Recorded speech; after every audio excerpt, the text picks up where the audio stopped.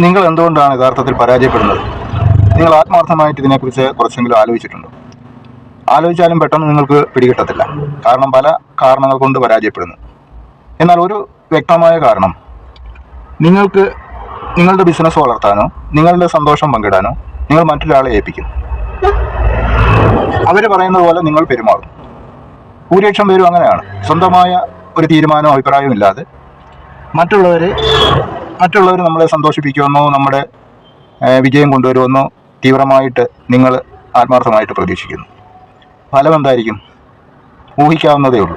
അപ്പോൾ അവർ വിജയിച്ചിട്ടല്ല നിങ്ങളെ വിജയിപ്പിക്കാൻ പറ്റൂ. ഒരു സാമാന്യ ബുദ്ധിയാണത്. അപ്പോൾ എന്ത് സംഭവിക്കും? ഫലം നിരാശയായിരിക്കും.